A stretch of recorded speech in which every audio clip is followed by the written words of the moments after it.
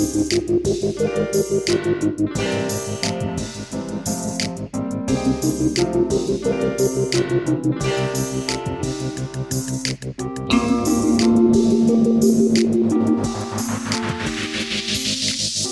to the Mukilteo Football Show. My name is Miles. My name's Kirk. A thrilling Thursday night football. Finally, Al Michaels is getting the schedule he always dreamed. Oh, yes. Just balls to the wall right to the end. Yeah. We're just so into it.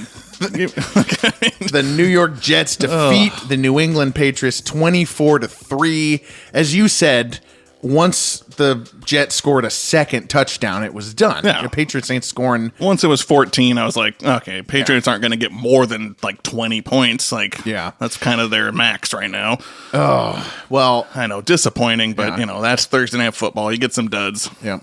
It was really, for the national audience, a really interesting game in that we're all kind of pulling for the quote-unquote underdog, which is the Patriots. I know. What Gerard Mayo, and this new regime in New England. And yet the bad guys are the Jets with this Aaron Rodgers, Hall of Fame quarterback, long established.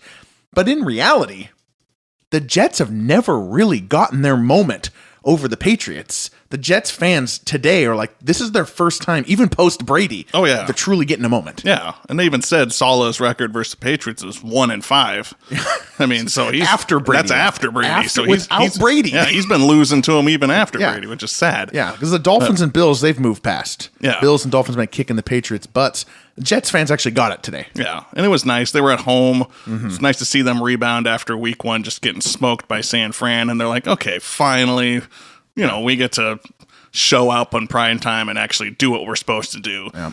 And just a reminder of how little, we should really put into one game at a time. After the Jets lost to the 49ers, we're talking about doomsday and stuff like that. And now all of a sudden it's the opposite. Yeah. It's been 2 weeks, folks. We're just starting week 3. And that's going to be the theme of the show, I think. I would definitely agree. But yeah, I mean, I think Rodgers looked pretty good tonight. Yeah. I mean, Patriots defense is nothing to scuff at. So this is mostly about, Rodgers getting it done. He scrambled a few times. I like to see that. Yeah, Rodgers on the run was what I had written down here. That was surprising. I absolutely did not expect that. I haven't seen him scramble in like 5 years. Yeah, so, and we definitely did not see any of that Monday night against the 49ers. Didn't really see much of it against the Titans. No, he didn't really. They didn't do much against the Titans. Well, yeah, they knew Will Levis would blow it. What was that, Pat? What the God? I still can't get over that. There was another one in the week 2 where he against the Jets. That's what I'm talking about. You're talking about the one backwards one. That's a fumble. You're not talking about his backwards interception or his random interception. Yeah, they're both awful. But let's stick to the Jets here. I do. Oh, actually, no. I do have one Titans thing. Okay. Someone posted that the Titans have given up the least yards through 2 weeks of any team. Oh, really? In a long time. I forget the like ratio there, how many years it's been.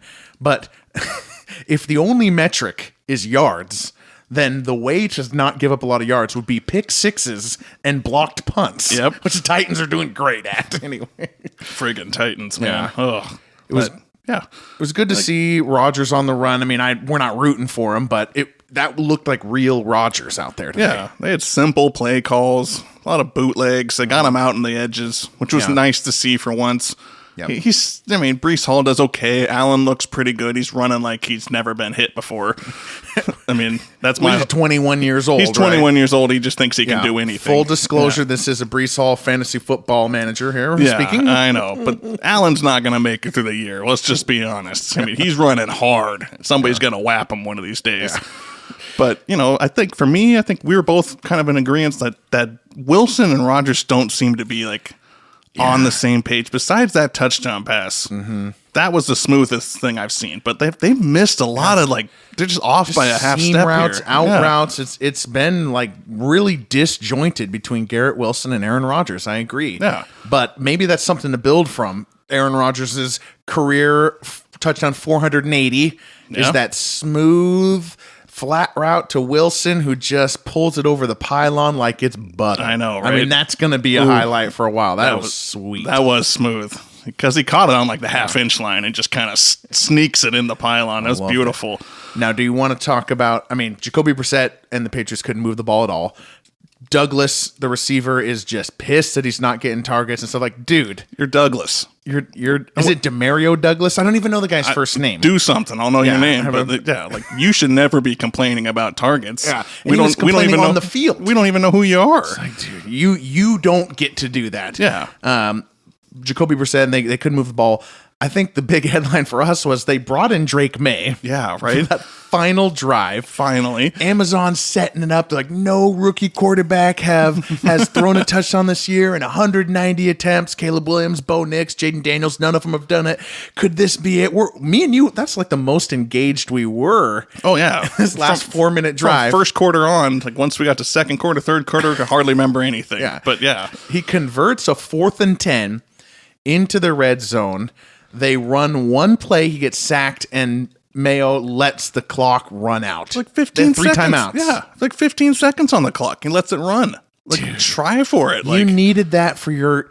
I mean, it wasn't a great drive. It was a bumpy, ugly drive. Yeah, it wasn't smooth at all. But you needed that touchdown. Just give it to him. Yeah. Give it to Drake May. This would have been something we always remember, that he's the first one who threw a touchdown. And then when he comes on the field next time, he's already thrown an NFL touchdown. Like, I don't know. There's something there. I don't know why they didn't go for it. Like, give him the confidence. Like, you brought him in. You obviously went to go try to get some yards. Mm-hmm. You should try to finish it with a touchdown. That just makes sense to me. Yeah, pretend it's a 2-minute drive. Use your timeouts. Get a rep. Even if it's like a preseason kind of thing, like go for it. We were pissed. I don't understand it. I'm mad at Mayo for it, even though I shouldn't be. But I'm still like, dude. If you're trying to get him in there to get some reps and some confidence, and you're in the red zone, he just got a 4th and 10, try to throw a touchdown. Let him go for it. Unbelievable. Yeah, I don't understand that at all. But yeah, Patriots got smoked. They finally looked like the Patriots we were expecting this season. Brissett he got pressured all day, couldn't get anything going. Yeah. They don't have weapons. Finally, they just stacked the box and said, Stevenson, you're going nowhere. I mean, it was just a classic Jets beatdown right there. And the Jets have I think for all the casual fans and for us too, they've given us their proof of concept. We saw it today, and they've announced themselves as AFC contenders this year. Yeah, and it's nice because we haven't really seen them like fully clicking. Even today, they weren't really. Rodgers looked pretty good.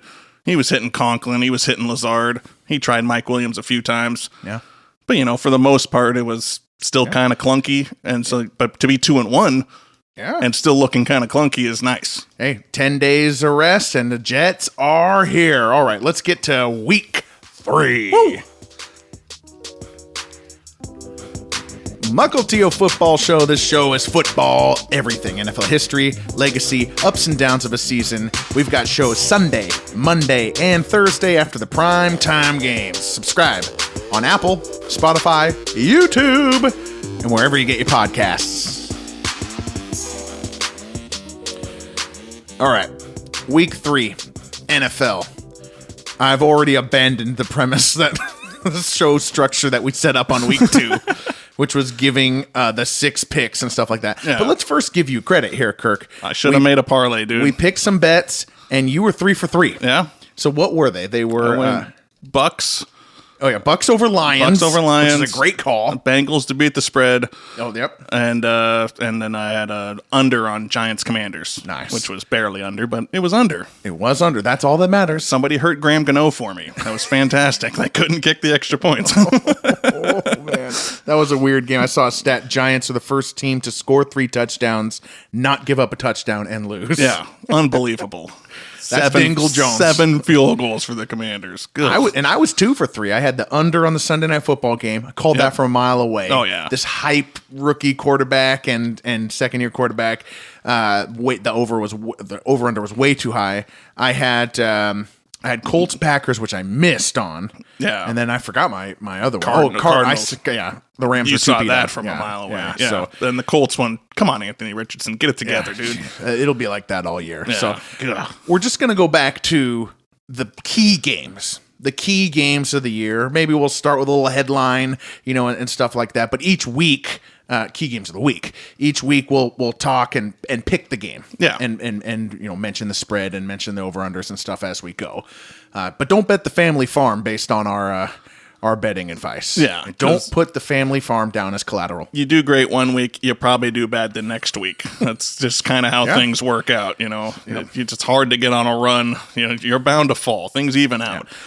If you bet, you reach that point of standard deviation where the casino wins. Yeah. It's math, folks. And you already lost it on blackjack, so who are you kidding? So, before we get to the games, we got to talk to Bryce Young benching. I think this is the biggest storyline. It feels like the end of a career here. Like, he was the first overall pick, 16 months ago? Right. Showed us that he was a 5'9" little boy out there, and now he's making mental mistakes. Dave Canals, for the Panthers head coach, said he's our quarterback Sunday night after the brutal loss. And then Monday morning, he was benched for the foreseeable future. Said he watched the film. This is the most BS excuse I've heard. Everybody got together. It looked great. Yeah. What were you looking at, dude? For 2 weeks you've been watching this. My first instinct was the owner told him to bench him. Yeah. But all the media kind of comes out that it's the players who are saying, you're asking me to put my body on the line, and yet this guy doesn't know what he's doing. Yeah. When I listen to Bryce Young talk, I don't hear someone who knows what they're doing. I don't hear someone who's particularly frustrated with his performance either. He's just like all these articles come out that Bryce Young's pissed. He has not shown anything. He's probably like, I could be the backup. Yeah. That's why you're not a good quarterback, though. He's like, I'll keep getting better. I'll be fine. I'll just get the reps. Yeah. No, he does not have that fire. He does not have the size. He's an absolute bust. Go back to our mid-season episode last year. We already... we called it back then. We wrote him off in the midseason episode strongly. You called it on the draft. Well, yeah. I said the Panthers shouldn't have done this. You called it already. You called it before he was even played a game. Yeah. He's too small. We went too far. Yeah. I do think it was players. Because I think I saw something where even Adam Thielen got mad. On the field mad. And Adam Thielen is calm, steady, never gets mad at anybody. He'll do it in the locker room. He'll probably rip you apart. But him getting upset, being wide open on a crossing route and not being seen, if Adam Thielen's mad, it's gotten awful. And it's been awful. This is there's been some atrociously bad teams. I just think that's the way sports are going right now. If you're not able to compete, you will continue to lose. Detroit Pistons losing 30 games in a row to start the NBA season. Chicago White Sox this year are going to set the worst. This is where the Panthers are in the NFL. So we're moving on to Andy Dalton, folks. And to your point, too, Bryce Young is going to be back. Ain't no way in hell 36-year-old Andy Dalton is playing 15 games in a row. Yeah. And then you just throw Bryce Young back in. Yeah. The number one pick in the draft. You're just going to throw him back in because you have no other options. That's not going to build confidence for him. Max Crosby is going to hit Andy Dalton in the third quarter. Bryce Young's going to come back in, and Kristen Wilkins is going to eat Bryce Young. And the Panther swallows them whole. The Panthers are going to be calling up Fox broadcaster Tom Brady. Yep. Please, you're not good at this commentating thing. You don't think so? I've been okay with Brady at a commentator. He's been all right. I want him to not do a Cowboys game. Yeah, that'd be great. I'm just waiting for that. I feel he's getting a little better. Because I do this. I just hate Tom Brady. I just can't stand him talking. And you always have. You've hated Tom Brady now for 24 years. Yep. That's not even an exaggeration. Can't get rid of him. Kirk didn't even like him when Tom Brady was popular. Yeah. Because he was such a Peyton Manning fan. Yep. And he was mad that the Patriots were beating the Colts. And they were giving Brady all the credit for the Patriots defense doing all the work. Brady was popular back then, and Kirk didn't like him. So if you want to take Brady hater, Kirk has the credentials. I got you covered. I could do a whole podcast on just that. Yeah, that'd be great. Just a solo one from Kirk. Tom Brady hate. I love Go through his whole career. All right, let me get the lines up here, and let's stay in the NFC South here. Let's stay with the team that's honestly overshadowing our precious Buccaneers. Our Buccaneers would be getting so much hype. I know. If it wasn't for the New Orleans Saints, Man. who are hosting the Philadelphia Eagles this week. They're favorited by 2.5 at home against the Eagles. Who would have thought that going into 2 weeks ago? Nobody thought it. But this is the biggest overhype in the whole friggin' world. The Saints? I'm just baffled by this. Let's say that the Saints blew out the Cowboys week 1. Mm-hmm. and then played the Panthers and blew them out. Would we be as hyped about them right now? I doubt it. Well, the Cowboys win is awesome. The Panthers win is just a moot point. So basically, they're 1-0 to me. And I am tired of hearing about this. They scored 91 points in 2 weeks, and the only team that's done better than that is the 2009 Saints, who scored 93. If I hear that one more time this week, I'm going to lose it. I had that written down here. Glad to hear. I hate it. Yeah. What kind of stat is that? Who cares? Let me tell you something about that stat. The 2009 Saints. Oh no! This is going to be a funny thing about this. Okay. This shows why the stat is more about your matchup. So it's actually to your point. Okay. The 2009 Saints racked up those 90 points against the 0-16 Lions, or the year after the 0-16 Lions. Okay. Yeah. Matthew Stafford's first ever game. Okay. Yeah, that was week 1 for those Saints, and then they faced Kevin Kolb and Andy Reid's final year in Philadelphia. Oh wow! Okay. That was their first 2 games. So is the 90 points about teams, or is it about the matchups? It's about the matchups. And it's not the only team to score 90 points across 2 weeks. It's the only team to score 90 points in week 1 and 2. Specific. So it's not as rare as they are making it seem. This is the left-handed hitter in the 7th inning against right-handed relievers on a cloudy day. Some stupid stats like that. I hate it. So, I was kind of on your side about it. And let's just not forget, real quick, guess who was 2-0 last year? Who? The Saints. I did not remember that. They were 2-0, so were the Bucks. fantastic. And we're just like, you know what? They were hyped up last year, too. It's been 2 weeks, folks. Yes, Derek Carr is scoring like mad. They're doing great. They blew out the Cowboys. That's fantastic. I love it. Kamara's doing great. No problem with that. It's been 2 games. But we're acting like these guys are Super Bowl contenders already, and I'm just not seeing it. But just to play a little bit of devil's avocado here. Oh, I love a devil avocado. If they were to change offensive coordinators and it was clicking, this is what it would look like. Yeah. Right? So this could be the Matt Schaub year. Like this could be the 2018 Jared Goff year, where a quarterback like Derek Carr just gets with the right coordinator. The league hasn't figured it out. This is play action. That's what the Saints are doing right now. They're doing all sorts of motion and play action. Game script obviously helping that out because they're ahead with these big bombs or worthless Panthers. And honestly, the Cowboys were lucky to get their points. It was like a CeeDee Lamb, super play just to even get their touchdown. Yeah. But you got to give it to Kubiak, Clint Kubiak. Oh, yeah. And, son of Gary Kubiak. So it's a little nepotism. It's working out again. I'm trying to give it to Clint Kubiak. The offense is way different. It looks different. Motion, play action, all sorts of stuff. It looks better than last year. And while I can rip all this overhypeness and whatnot, and they went 2-0 last year, it is better than last year. Yeah. So I will give the Saints that. Super Bowl contenders, let's just hold the phone a little bit. We're not out of September yet. They haven't faced any adversity. Yeah. Zero. And do you think the Eagles' defense counts as adversity? Because they're not looking good to me either. They're coming into New Orleans, and to me, if it's a game in the third quarter, Yeah. That's adversity. They finally, Okay. like, it's within a touchdown. Because right now, they have just won the game in the first quarter because they're just you're killing saying teams. no 70-yard touchdowns in the first quarter. They're up by 2 possessions every single time. I mean, like, up 3 possessions. I mean, they're slaughtering teams. So I'm waiting for a close game. What do the calls look like then? Can they actually run the ball? Or are they just kind of like getting away with this because the other team's pressing to make something happen to catch up? Yeah. So to me, it's all unproven. The film we've seen, awesome. They got off to great hot starts. We haven't seen anything close to being like a competitive football game. Yeah. That's what I'm waiting for. And I think they'll get that against the Eagles.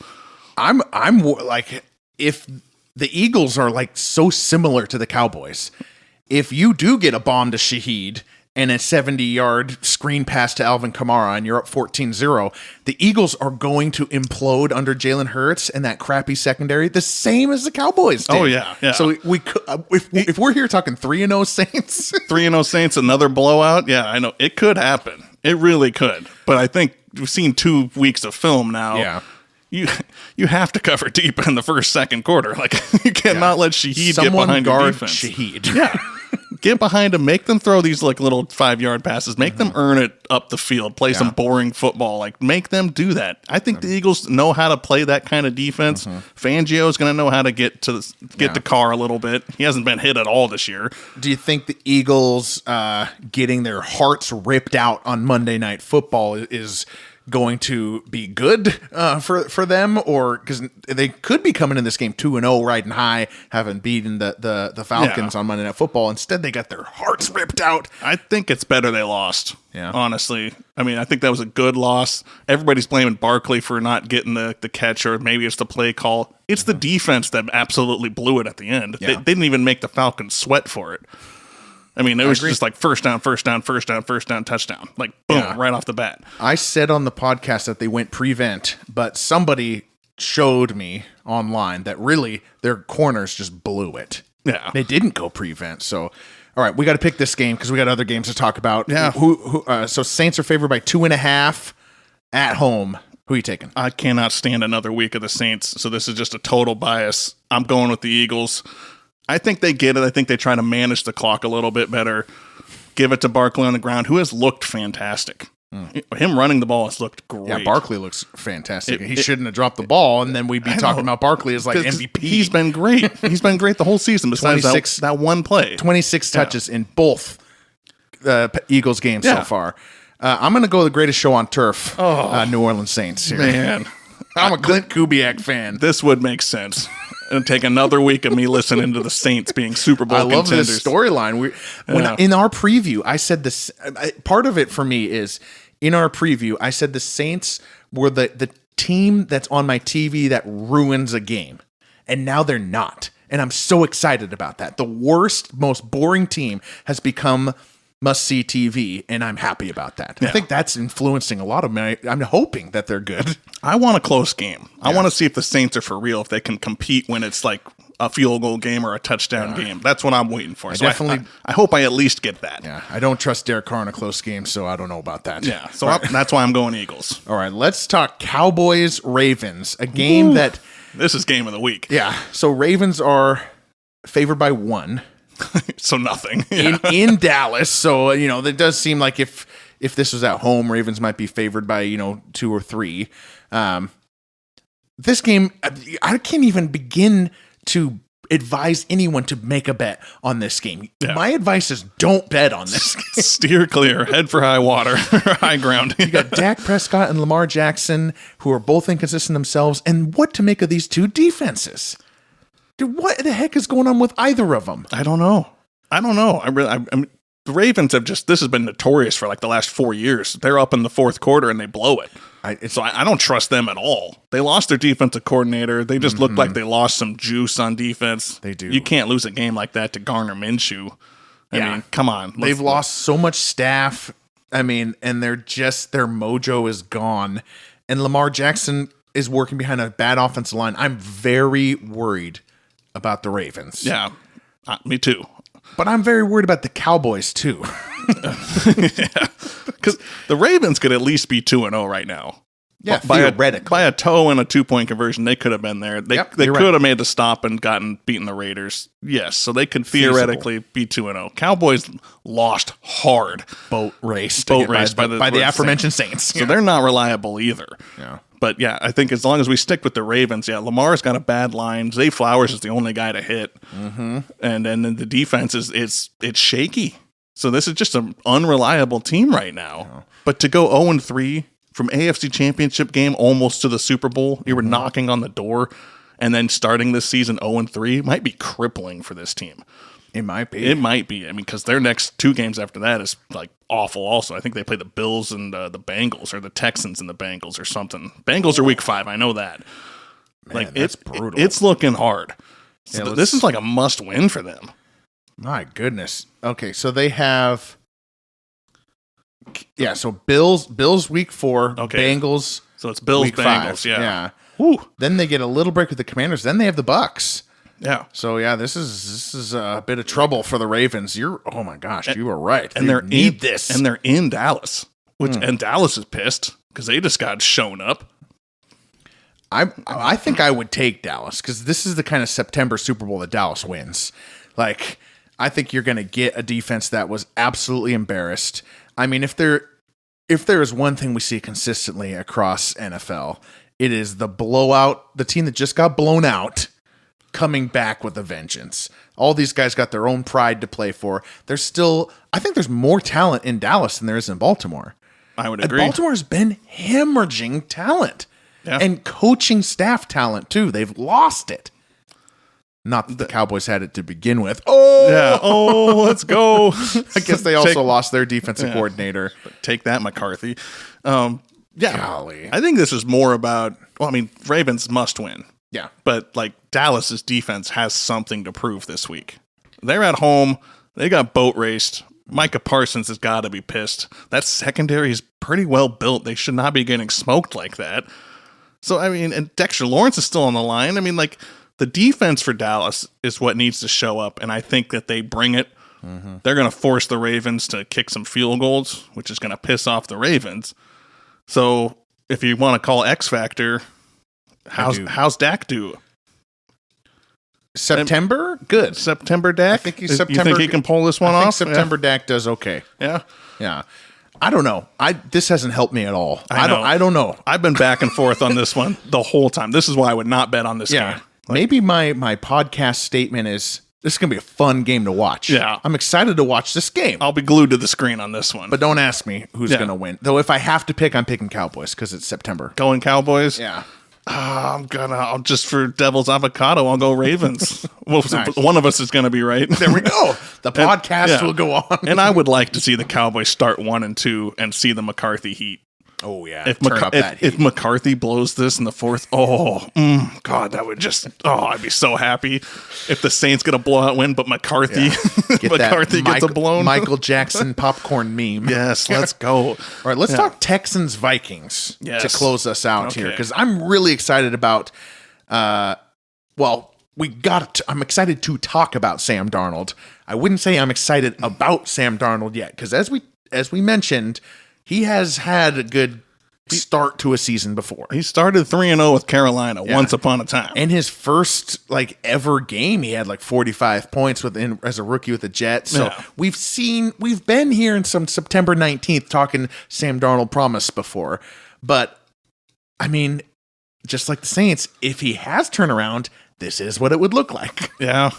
They should have beat the 49ers. They should have blasted them. They should have smoked them, even by more. Yeah. Darnold threw a pick in the red zone. That was mostly because Fred Warner's a genius. I was just going to say that. And then Fred Warner, also a genius, poking out that ball for Aaron Jones. Was it Warner who punched out Aaron Jones? Yeah. Oh, my God. Fred Warner, baby. Defensive player of the year. Just give it to him now. Give it to him right now. A linebacker never gets it. He deserves it. Yeah. But they should have won that game by a lot more. Mm-hmm. I was calling Sam Darnold as the best quarterback acquisition back in free agency because I'm a Sam Darnold believer. I think he's all right. He's on a good team with a good coach. He's got weapons. He knows how to manage a game. And so does Kevin O'Connell, their coach. I like him. So, this is a good system for him. I think he knows how to work it. That 97-yard touchdown was a dime. Yeah. That was a perfect pass. It was right to Justin Jefferson, baby. Man, that was on the money. And I'm looking at it. Jefferson, no doubt, he'll play on Sunday. So he is going. Vikes Jefferson, quote, for sure playing against Texans. Those are the headlines. Yeah, let's go. I do like the Vikings right now. I think they're people are still kind of putting them under the radar. They're not getting the Saints hype. Yeah. They're they beat the Niners. Oh, that's just because the Niners couldn't do it and they're all banged up and whatnot. I still think the Vikings are a good team. They're solid. They know how to take the criticism. I think they'll know how to grind out a season. I'm not expecting perfection out of the Vikings, but I like the direction that they're headed. There's been something here with the Vikings since their 0-4 start last year. They have propped up a series of joke quarterbacks, made it look competitive. We give the credit to Nick Mullins. We give the credit to Josh Dobbs, but there's a good line there. There's a good defense there with Brian Flores, who got his free agents that he wants. Yep. Cashman is flying around the field against the 49ers. Van Ginkel. Do not throw a wide receiver screen to Van Ginkel's side. All NFL coaches. It's his specialty, baby. Don't do it, because they almost got another one the last week. Now, this is in Minnesota, and the Texans are coming in. The skull. Yeah. Oh, baby. Now, I am kind of expecting a little bit of letdown for the Texans. Maybe tipping my hand on my pick here, but like they haven't played their best games against the Colts and Bears here. Sam Darnold and the Vikings offense with Justin Jefferson is going to be the best, most complete offense they're facing because we saw Anthony Richardson's wild ride and we saw Caleb Williams really underperform on Sunday Night Football. So I don't know. I'm ready to say Texans defense is back, and CJ Stroud, he's been doing okay. Yeah. I think I'm not worried about him for the season at all, but he has not clicked into gear yet. Yeah. I think I'm getting close to just having an apology to the Texans for the both of us. What do you mean? Oh, because we didn't pick them? We didn't pick them to win this division. Well, I did pick them, but then I reversed it. Oh, you idiot. Oh, wait. No, No, I didn't. You didn't? Nobody will remember. Who's going to remember that? I think, I flipped it to the Jaguars at the end, you idiot. For as bad as all these rookie quarterbacks have done coming into their careers, CJ Stroud stands atop. He does. And he's looking fine. Nico Collins is a superstar. So I'm liking what the Texans are doing. They haven't played their best football yet, but they haven't really had to either. Yeah. So and they're 2-0 with not playing their best football. Which I like. I mean, they're just kind of grinding out games. They kind of know they're already good. Mm-hmm. So I'm liking where the Texans are at as a football team. They got everybody in their division's 0-2. That's awesome. That's so crazy. So, I mean, I think they're only going to keep getting better. But this is a game that's kind of like, where do they really stand? Because like you said, I mean, the Colts game, it was a good win. But it wasn't like flashy. Yeah. They made a couple good drives at the end and finished them off. The Bears game was just a wash. I mean, it was just Caleb Williams Williams wasn't beating anybody that day. Yeah. Nobody. It didn't matter who he was playing. But no, I'm not going to say Bryce Young. Excluding the Panthers, it didn't matter who they were playing. Excluding the Panthers. That's all you need to say. Yeah, okay. Yeah, but I do like where the Texans are headed. I do like CJ Stroud. I think I was underrating him a little bit. So who are you picking? I mean, as much Sam Darnold love as I was given, I think the Texans still take this one. I think the Texans are going to start getting overhyped. They're going to be put in the level of the Bills and the Chiefs, but they haven't really played the Bills or the Chiefs. I've seen them power ranked number 2. So yeah, I'm expecting them to get completely overhyped without actually having the accolades for it. So I can see them winning this game. Sam Darnold has a little bit of a backslide. Yeah, it's an okay game, but it's not great. Yeah. Aaron Jones has been fantastic, but everybody's starting to get bumps and bruises, and these old guys are going to start fading quick. Yeah, I absolutely agree with you there. Aaron Jones ain't going to be a factor later. This is old running back 101. Yeah. I'm picking the Vikings, though. It's at home with this early Darnold, and Jefferson says he's going to play, and they're just going to be so pumped. There's something really magical about a team that was expected to be one of the worst, and I'm excited about them. Yeah. There's a good roster there. Yeah. I like the Vikings doing good. Just keep McCarthy off the team and we'll be fine. All right. Well, week 3 is heading your way. We'll be back next week. I'm Miles. I'm Kirk. A good night.